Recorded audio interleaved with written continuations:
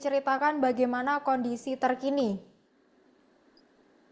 Ya, kondisi terkini di lokasi tersebut ya kemarin petang kami sudah mendatangi lokasi sejak siang hingga petang. Untuk kondisinya ini memang dari yang sebelumnya sudah parah menjadi lebih parah lagi.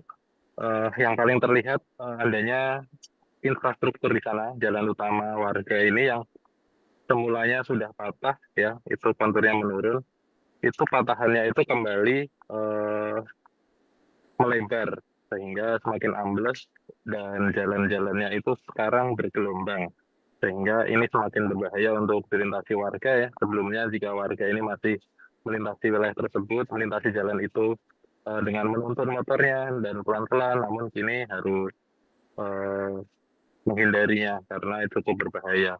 Dan untuk selain infrastruktur, kondisi rumah-rumah ini juga cukup parah karena retakan-retakan yang ada di dalam rumah, yang di lantai, di teras begitu, ini semakin melebar juga dan mengangkat begitu. Jadi ketika kami masuk ke rumah tersebut, salah satu rumah ya, yang dihuni warga, itu seperti lembek begitu. Jadi saat kami memijakkan kaki ini, terlihat tanahnya ini seperti tidak keras begitu.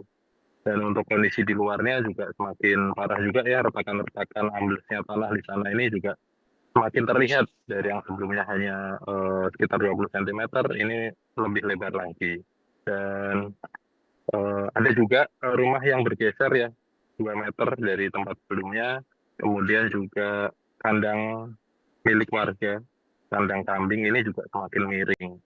Dan ada beberapa kondisi rumah-rumah yang semakin miring, sehingga untuk pintu saja sudah tidak presisi ya, karena gagangnya dan bingkainya ini sudah tidak presisi lagi. Begitu rekan Arin. Baik, lalu untuk apa posko darurat didirikan, rekan Reza? Ya, ini pada akhirnya warga setempat ini diinisiasi oleh Ketua RT ya, dibantu juga oleh BPD.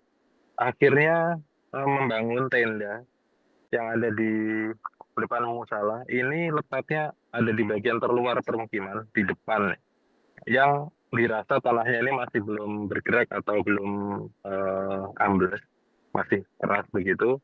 Dan ada 3 tenda, kemudian teratak dan juga kursi-kursi.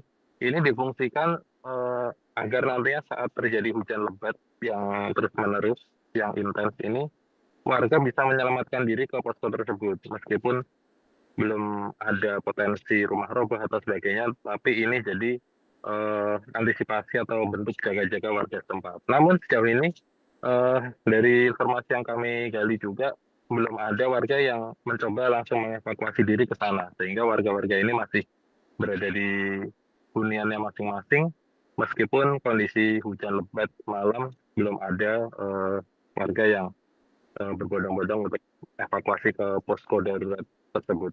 Begitu rekan Adin. Baik, terakhir rekan Reza, bagaimana solusi ke depannya? Ya, untuk solusi ini berbagai macam ya sudah dikemukakan oleh berbagai pihak juga, namun memang masih dikaji. Pemerintah pun juga, pemerintah kota ya, dalam ini pemerintah kota Semarang juga sempat mewacanakan adanya relokasi, namun masih mengkaji banyak hal, termasuk apakah ada warga yang menolak dan lain sebagainya, apakah warga tempat mau, kemudian juga eh, dari RT sendiri juga ini solusinya masih sebatas posko darurat, kemudian juga ada relokasi eh, sederhana. Jadi nanti adanya rencana untuk memindahkan hunian-hunian ini ke tempat yang masih aman, masih di sekitaran kawasan skip. Tapi kembali lagi, ini butuh diskusi, butuh melakukan rapat dengan warga setempat dan lain sebagainya. Untuk pemerintah lainnya, untuk pihak kelurahan sendiri juga masih berkoordinasi dengan pihak TNI AD ya, selaku pemilik tanah di sana, dan juga pihak-pihak lain. Ini pun juga masih membutuhkan kajian dari akademisi atau peneliti agar bisa menemukan solusi atau menemukan cara agar tanah ini tidak kembali bergerak, atau seperti apa potensi bahaya ke depan, sehingga ini masih cukup panjang. Kita kawal, mudah-mudahan nanti ada solusi dan bisa memenuhi kepentingan semua pihak. Begitu rekan Arin, terima kasih. Baik, terima kasih rekan Reza atas